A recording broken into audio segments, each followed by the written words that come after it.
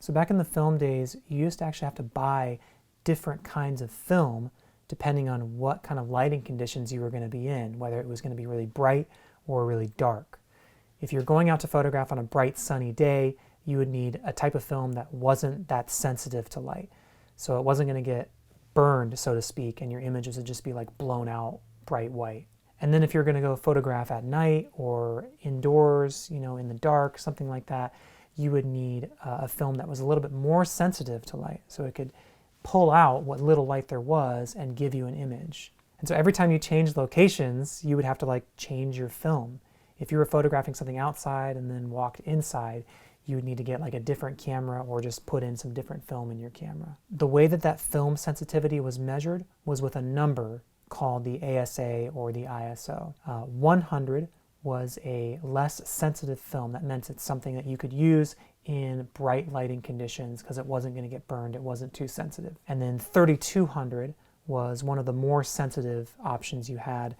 You could use that indoors, at night, in dark situations, and it was going to be able to pull in whatever light was available.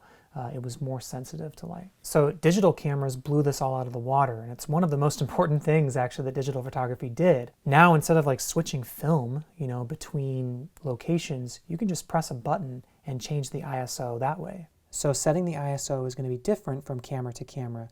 You might need to look in your manual or do a quick Google search to figure out how to set the ISO on your model. Luckily on this camera and on most Canon cameras, the ISO is set with just a button right here that says ISO.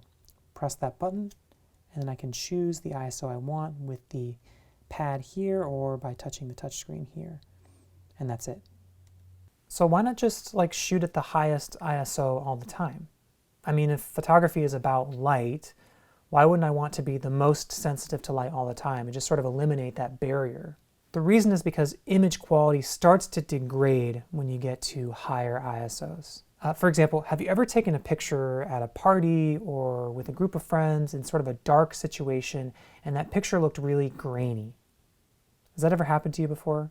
So the reason for that is because your phone camera is doing the best it can to pull something out of that very little light that it has, and it's going to crank up that ISO in order to make an image that works.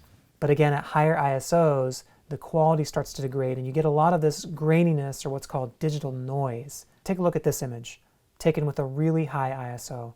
And you can see it really clearly, especially when you zoom in, that digital noise that's in this photo. And then here's the same picture taken at a lower ISO. And you might notice that in order to make that picture at a lower ISO, I had to change some other settings.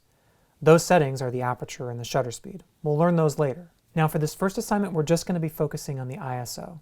But we are going to be controlling all three of those factors, the aperture, the shutter, and the ISO, just so you know where those buttons are.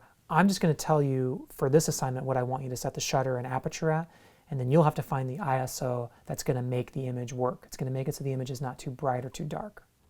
All right, so for this assignment, you'll be shooting in manual exposure mode, which means you'll be controlling the ISO as well as the aperture and the shutter speed. But since we haven't learned aperture and shutter speed yet, you'll only be focusing on the ISO. First, let's format the SD card. So go to Menu and choose in one of these wrench menus here, Format your card. So I'm going to start with a clear card here before I go out shooting. Now I'm going to explain how these work in the next few videos, but for now I just want you to locate the buttons for the three settings we'll be using: ISO, aperture, and shutter speed. But again, you don't need to know what all of them mean yet, you just need to know where the settings are. So on this camera, I set the shutter speed by turning this wheel right here. It's right here by the shutter button.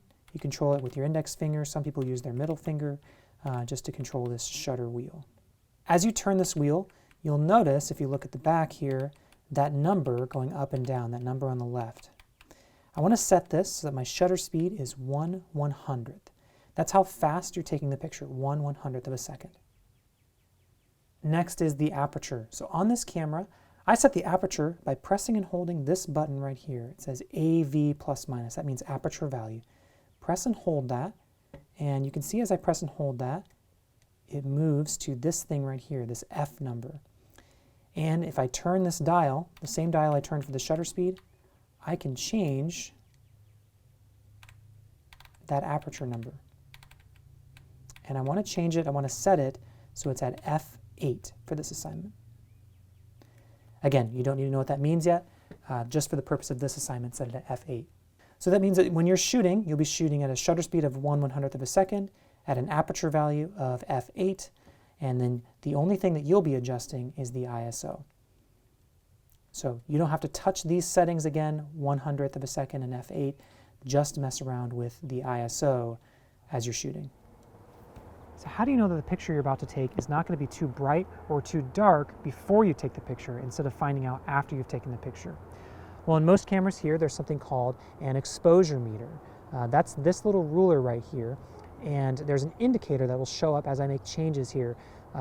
If the indicator is way over here to the left, where it says -3, -2, -1, that picture is going to be way underexposed. It's going to be way too dark.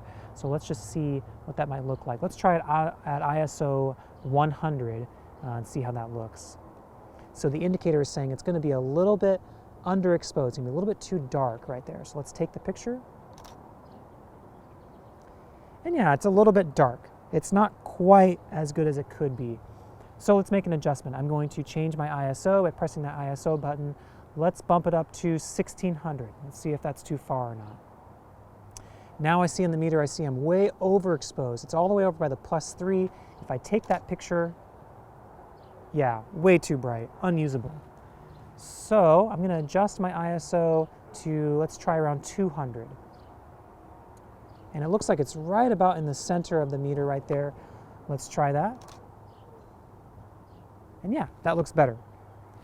So for this assignment, you'll just be adjusting that ISO. Later on, you'll know how to adjust the shutter and the aperture to really kind of fine-tune that exposure to get it right for what you're trying to photograph.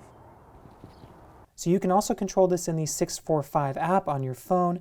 Down here at the bottom right, I can see ISO and S for shutter with plus or minus symbols next to them. So for the ISO, I would move that up or down by pressing plus or minus. And my shutter speed as well, I can move it up or down by pressing plus or minus. Just set the shutter speed for this assignment at 1/100th is what it should say down there in the lower left. So keep pressing plus or minus until you get to 1/100th there. For those of you who are using the 645 app, aperture is actually something you can't adjust on a phone because phones have fixed apertures in general. So all you have access to is the ISO and shutter speed here. So I've told you how to set your shutter and aperture for this assignment. These are not like the correct shutter and aperture for every shoot. It's going to vary every time you shoot, but just for this assignment, I'm giving you a value to set them at so that you can only focus on the ISO. And what you're going to do is take pictures at whatever ISO you've chosen, and then if the image is too bright, you can turn down that ISO so that your camera is less sensitive to light.